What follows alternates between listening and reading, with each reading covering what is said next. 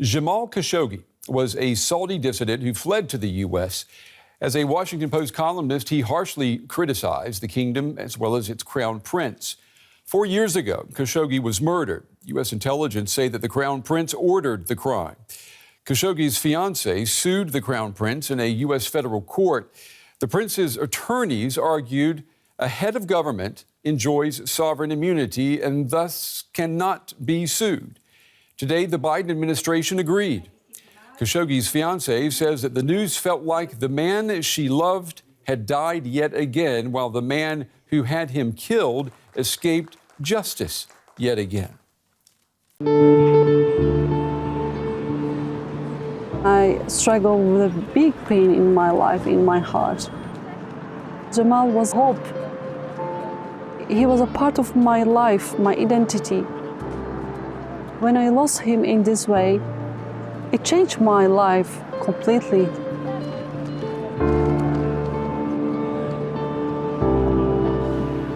Hatice Cengiz doesn't come often to the Saudi consulate in Istanbul.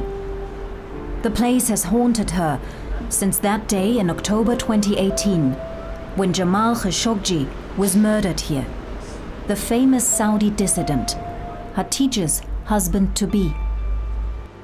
We came here because we need to take some documents to complete our marriage officially. He went in and I started waiting outside. I waited and waited and he did not come back. I knocked on the door and some man said there is no one inside. While Hatice waited outside, Jamal Khashoggi was brutally murdered and dismembered by a team of Saudi agents, silenced for being a critical journalist. A monument of white stone now stands near the consulate. It has Jamal's name on it, but it's not a gravestone, because to this day, his remains have not been found.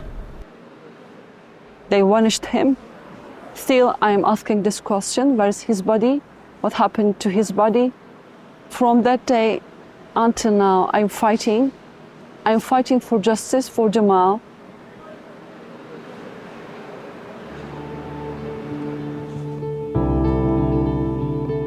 Hatice met Jamal at a politics conference in Istanbul, and soon they became close.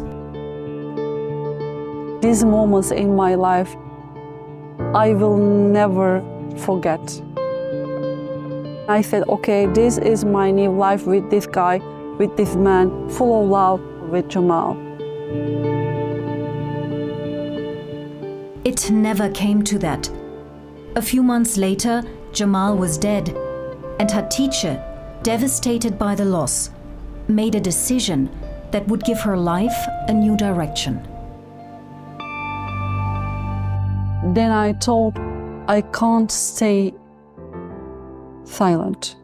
It is time to act. And from that day, I think my life changed. And I put myself on this stage, speaking up and saying the truth.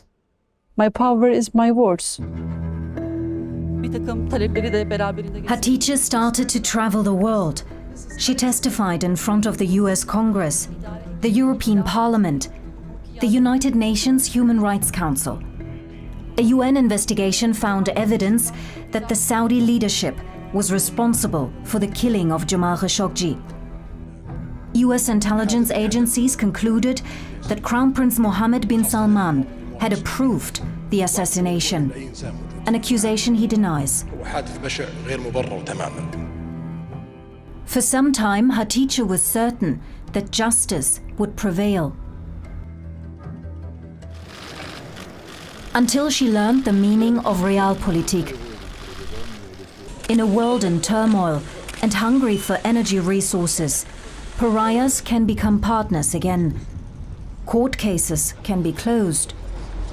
And justice for Jamal Khashoggi may never be achieved. It wasn't easy to understand. It's realpolitik. It was a huge disappointing for me. Everyone knows it's a political decision.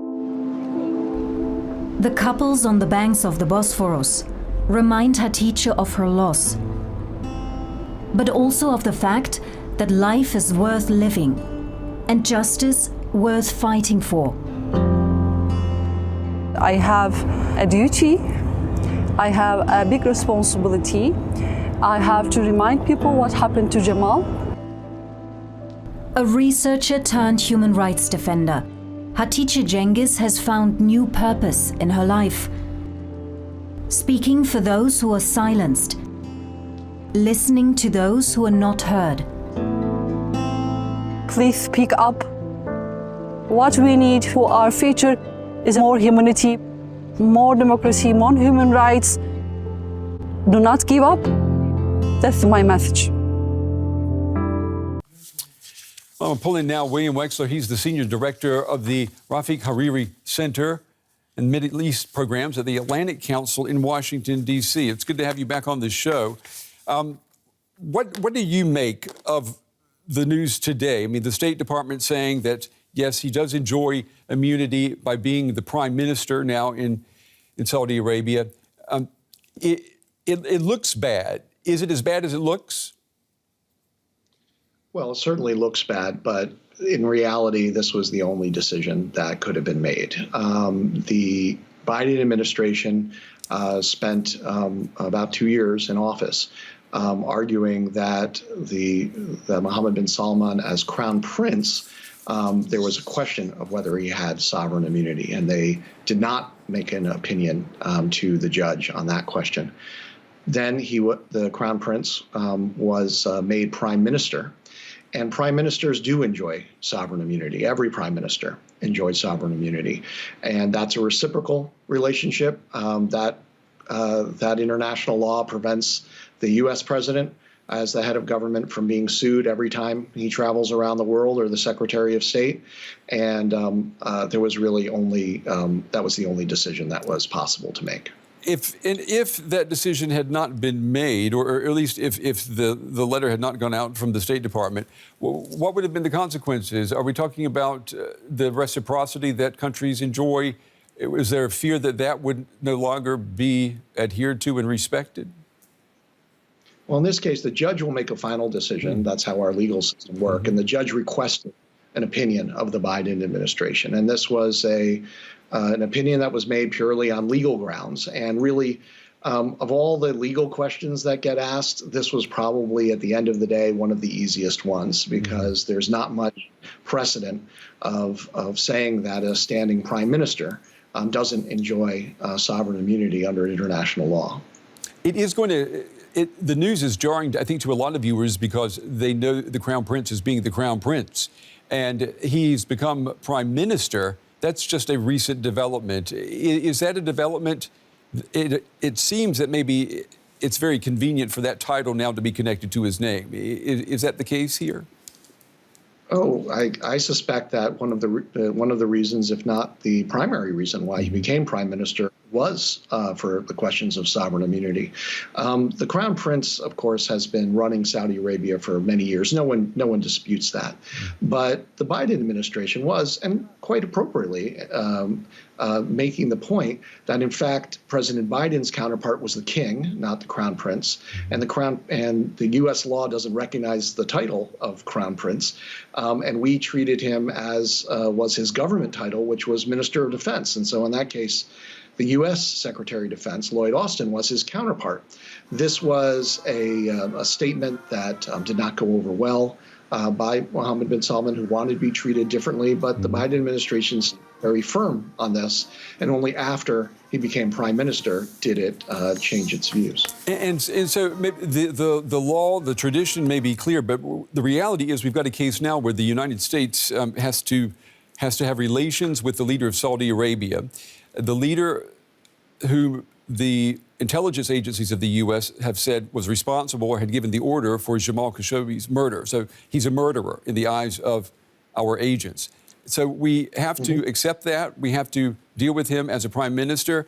And any attempt at justice or holding him accountable That has to be basically forgotten as long as he is in power, correct?